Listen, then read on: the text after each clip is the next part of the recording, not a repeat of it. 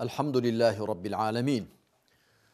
وصلوات الله وسلامه وبركاته على جميع الأنبياء والمرسلين، خصوصا سيدهم وأفضلهم وخاتمهم محمد وآله أجمعين من الصحب والأزواج والقرابة والتابعين لهم بإحسان إلى يوم الدين. مسلمانانی بەڕێز و خۆشەویست برایان خوشکان، السلام عليكم ورحمة الله. ئێمە لە بابەتی بەرەو دۆستایەتی و هاوکاری نێوان مسلمانان بەردەوامین و گەیشتووینە سەر ئاڵلقەی 28 کە ئاڵلقەی سێمە لە تەوەری پێنجەم و کۆتایی. ناونیشانی ئەم ئاڵلقەیەمان بەم شێوەیە: حکمی گومڕایی و لاڕێیی و بێبڕوایی بەسەر ئەم و ئەودادان لەبەر ڕاژیایی یان بەلاساییکردنەوەی کوێرانەی کەسانێک کە ناویان گەورەیە بەڵام نێوەڕۆکیان بەو شێوەیە نییە. ئەمەش یەکێکە لە دەرد و نەخۆشیەکان و یەکێکە لە هەڵە و کەم و کوڕیەکان کە ژمارەیەک لە مسلمانان بەدەستیەوە گرفتارن. هەندێک کەس هەر زمان هەڵێنێ بەرامبەر بەوانی دیکە زمانی بە خەراب دەگەڕێ، حکمی لاڕێبوونیان بەسەردا دەدا، حکمی گوناهباری و تاوانباری، بەڵکو جاری وهەیە تۆمەت و حکمەکە دەگەیەنێتە ڕاددەی لە بازنەی ئیمان و ئیسلام و دەرنان. لەو بارەوە من ئەم چەند سەرنجە دەخەمە ڕوو، ئەڵبەتە بە پوختی و خێرایی، چونکە بەڕاستی ئەو بابەتێکی زۆر گرنگە و زۆریش هەستیارە و هەم دەرهاویشتەکانی بۆ دنیا هەم بۆ ڕۆژی دواییش زۆر جێگەی مەترسین بۆ هەر کەسێک کە بەناحەق دادگایی خەڵک دەکا و حکمیان بەسەردا دەدا، بە تایبەت حکمی لە دین دەرچوون و لە ڕێدەرچوون و بێبڕوایی. سەرنجی یەکەم ئەوەیە کە ئەسڵ لە مسلماناندا مسلمانەتیە، هەموو مسلمانێک دەبێت بە مسلمان دابدرێ، مەگەر بەڵگەی ڕوون و دڵنیایی کرد پێچەوانەی مسلمانەتەکەی دەرخەن. ئەمە بنچینەیە کە هەم عەقڵی سەلیم و هەم دەقەکانی قورئان و سوننەت دەلالەتی لەسەر دەکەن وەکو دوای ئاماژەیان پێ دەکەین. ئەسڵ لە مسلماناندا بریتێ لە مسلمانەتی، مەگەر بەڵگەیەکی دڵنیاکەری پێچەوانەی ئەوە هەبێ. وەزانایان لێردا بنەمایەکیان داناوە، دەڵێن ئەلیەقین و لا یەزول بشەک، دڵنیایی بە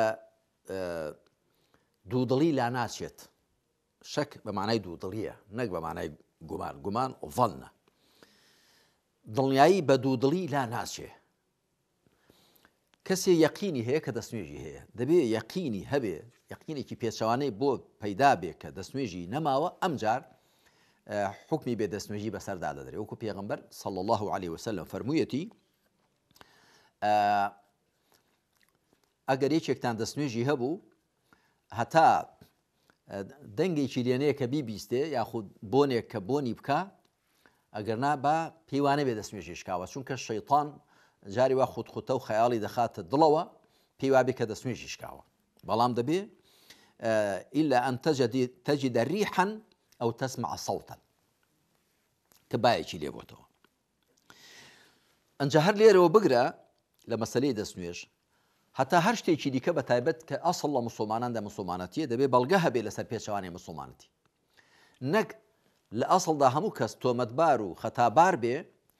و ئەوان ناچار بن بەڵگە بێننەوە لەسەرەکە مسلمان. نا، ئەسڵ لە مسلماناندا مسلمانەتیە، چونکە زانایان برچینەیەکیان داناوە ئەلئەسڵ بەڕاءەت الذمە، ئەسڵ بریتێ لە ئەستۆپاکی،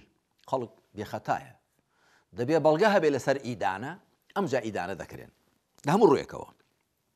دوو، سەرنجی دووەم، هیچ کەس یەکسان نییە بە پێغەمبەری خوا صلی الله عليه و آله وسلم، چونکە یەکێک لە هۆکارەکانی بە هەڵەداچوون لێرەدا ئەوەیە کە هەندێک کەس پێی وایە یەکسانە بە پێغەمبەری خوا صلی الله عليه وسلم، کاتی خۆی هەر کەسێک لەگەڵ پێغەمبەر نەبوو بێ مسلمان نەبووە، بەڵام ئێستا هیچ کەس ئەو مافەی نییە پێی وابێ ڕێک لە شوێنی پێغەمبەر عەلەیهی سەڵات وسەلام و هەر کەسێ لەگەڵ ئەو نەبوو، ئەوی خۆشنەویست یا لەگەڵ ئەو تەوژمە نەبوو، لەگەڵ ئەو پێڕوو تاقمە نەبوو، لەگەڵ ئەو کۆمەڵە نەبوو کە لەگەڵ ئەودان ئەوە لە دەروی بازنی ئیمان و ئیسلامە لەکوێ تێناوە هیچ کەس یەکسان نییە بە پێغەمبەر صلی الله عليه وسلم تەنانەت ئەبوو بەکر و عومەر و عوثمان و عەلی خوالیان ڕازی بێ هەر کەسێک کە نەیاریان بووە لەگەڵیاندا دانووی نەکوڵاوە هیچ حکما بەسەردا نەداوە سعدی کوڕ عوبادە بەیعەتی خلافەتی بە ئەبوو بەکر نەکرد بە عومەریشی نەکرد کەسیش نەیگوتەوە لە دین دەرچووی و لاڕێی کە هیچ کەسی لە ئەبوو بەکر و عومەر خوالیان ڕازی بێ گەورەتر و چاکتر نەبووە بە هەڵسەنگاندنی هاوڵان و بە هەڵسەنگاندنی مسڵمانان بەگشتیش سەرنجی سێیەم هیچ قسەیەک و هیچ بیر و ڕایەک یەکسان نییە بە ئیسلام هەندێک کەس بەتاکید ئیسلامە جگە لە ئیسلام جگە لە ئیسلامە بەڵام هیچ کەس قسەکەی و بۆچوونەکەی یەکسان نییە بە ئیسلام و هیچ مەزەبێک و هیچ تەریقەتێک و هیچ مەشرەبێک و هیچ پێڕێک و هیچ تاقمێک و هیچ زانایەک ناتوانێت بەڵە قسەکەی من بریتێ لە ئیسلام نا دەی بڵێ تێگەیشتنی منە لەبارەی ئیسلامەوە ئەزمموی منە لە دینداریدا ئەمما بڵێ قسەی من یەکسانە بە ئیسلام و ئەو خەڵکو و کۆمەڵک کە لەگەڵ مندان یەکسانن بە مسڵمانان بەغەڵەت داچووە ئەمە سێ سەرنج ئەمجا بە تەماشای ئاەتێکی قورئان و دوو دەقی سنەتیش بکەین خی پەروەردگار لە سوورەتی نیساء ئاەتی 94 دا دەفەرمێ ئەیها الذین آمنوا إذا ضربتم في سبيل الله فتبينوا ولا تقولوا لمن ألقى إليكم السلام لست مؤمنا تبتغون عرض الحياة الدنيا فعند الله مغانم كثيرة كذلك كنتم من قبل فمن الله عليكم فتبينوا إن الله كان بما تعملون خبيرا من تفسير سورة النساء دا بتفصيل باسي أو آياته هوي هاتنا خوارويم كردوا كهوي هاتنا خواروكي أو بو كومالك لها ولان بلاي كسيك ذاتي بريون رانا مرك آجاليكي بيبوا تماعي لآجالكاني كردوا سەڵاویان لێ کردووە ئەویش دیارە وەڵامی سەڵاوەکەی داونەوە ئەوانش گوتویان ئەوە لە ترسان وەڵاممان دەداتەوە گەرنا موسڵمانی و کوشتویانە و مەڕووماڵەکەیان کە ئەو شوانی بووە بە حساب کردویانە بە غەنیمەت و دەستکەوت خی پرگار لەو بارە ئەمە ئاتەی ناردە خوار ئەی ئەوانەی بڕواتان هێناوە ئەگەر بەڕێی خوادان ڕۆیشتن بۆ جەنگ و جیهاد فلا تقولوا لمن ألقى إليكم السلام لست مؤمنا كسيك صلاوتان ليدكا ملنا بروادارني تبتغون عرض الحياة الدنيا إيو هاندرتان دسكوتني كلو بلو مالي دنيايا لودا كواتان كرد تماعتان لمرو مالو آجالكاني دهبو دعيد فرمي كذلك كنتم من قبل إيوش هرواب بيشتر يعني كهاتون الإسلام مش تكتن نزاني وأوش رنگ كابراك بزوج شارزانه بو بيه فمن الله عليكم دعاي خوات شاكي لقل ايوه داكر دعاي دفرمي فتبينوا إن الله كان بما تعملون خبيرا فتبينوا خين راويشتو فتثبتوا تبينوا نرون كانوا تثبتوا أتب بيب شاس بينن شوين بي خوتان ببين جاو جهنگاو حالي انو بي دابنين براسي خوا بوي كديكن شارزاي کەواتە ئەمە دەرس و پندێکی گەورەی تێدایە کە ئێمە هەر لە خۆوە لە خەڵک نەکەوینە گومانەوە کەسێک کە سەڵاومان لێ دەکات نیشانەی مسڵمانەتی پێوێ حکمی بە مسلمان دەدرێت پێغەمبەر صلى الله عليه وسلم دەفەرمێ إذا قال الرجل لأخيه يا كافر فقد باء به أحدهما ئەمە بوخاری هێناوێتی ئەگەر پیاوێک بە برایەکەی خۆی گوت تۆ بێ بڕوای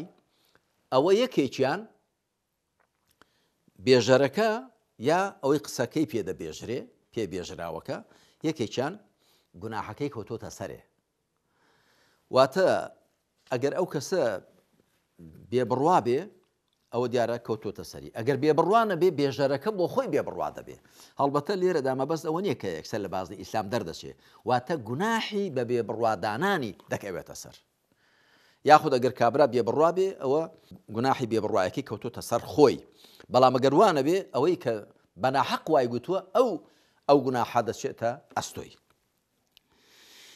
هەروەها ئەم دەقەش دێنین پێغەمبەر صلى الله عليه وسلم فرميتي من صلى صلاتنا واستقبل قبلتنا وأكل ذبيحتنا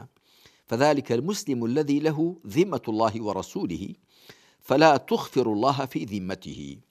أماش بخاري هناويتي پێغەمبەر دەفەرمێ عليه الصلاة والسلام هەر کەسێک نوێژی ئێمەی کرد ڕووی لە ڕووگەی ئێمە کرد سەربڕاوی ئێمەی خوارد ئەو مسلمانەیە کە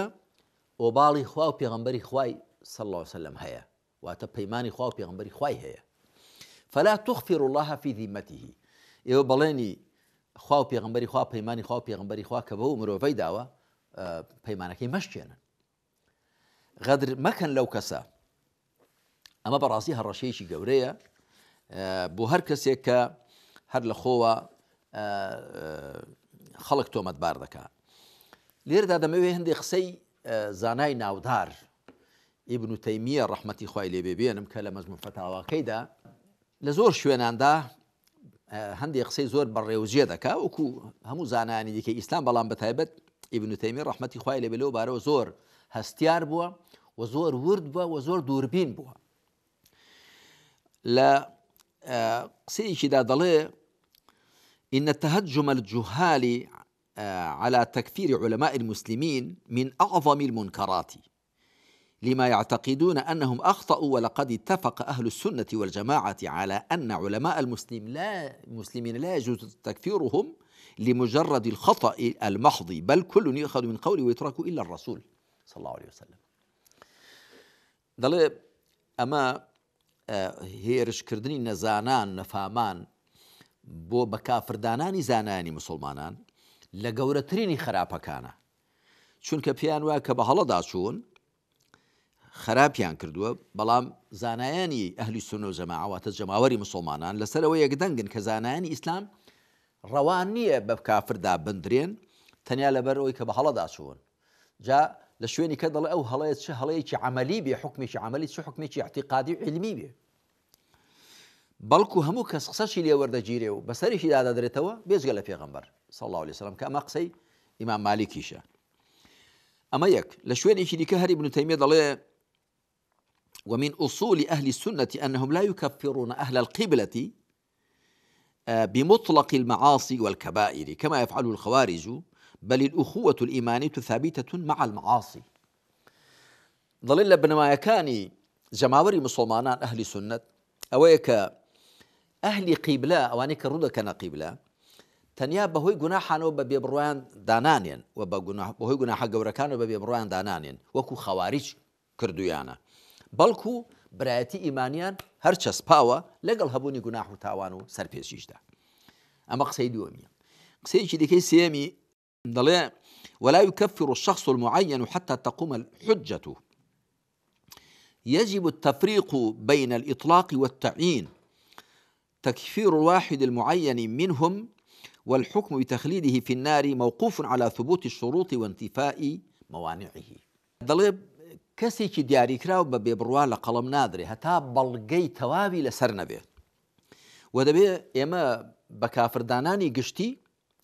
و بە کافردانانی تایبەت لێک جیا بکەینەوە دەگونجێ بڵێ هەر کەسێ ئاوا بڵێ ئەوە کوفرە لە هەر کۆمەڵێکدا هەبێ ئەوە کوفرە تێیاندا بەڵام فڵان کەسی تایبەت ناوبرا و بێبڕوایە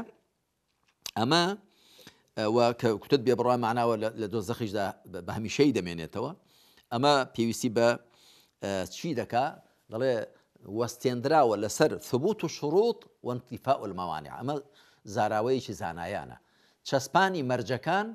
لاچوونی پەرچەکان دەبێ هەموو مەرجەکان پێ نەدی هەموو پەرچەکانیش لا بچن ئەمجا حکمەکەی بەسەردا دەدرێ مەرجەکان سێن کە ئەو ئینسانە عاقڵ بێ باڵغ بێ و ڕاگەیاندنی ڕوونیشی پێگەیوێت بەلاغی مبین پەرچەکانیش پێنج شەشێکن یەکەم نەزان نەبێت نەزانیەک کە خاوەنەکەی پۆزشی هەبێ بە هەڵەدا نەچوو بێ بەهۆی لە بیرچوونەوە نەبێ بەهۆی زۆر لێکران نەبێ بەهۆی تەویلەوە نەبێ دەبێ ئەو پەرچانەش لا بچن هەموویان ئەمجا ئەگە پەرچەکان لاچوون و مەرجەکان هات نەدی ئەمجا دەتوانین بۆ کەسێکی دیاریکرا و حکمەکەی بەسەردا بدەین قسەی چوارەمیشی دێنم دەڵێ خەواریج کە لە هەموو کەس زیاتر داهێنانیان کرد بوو لە دیندا و لە هەموو کە زیاتر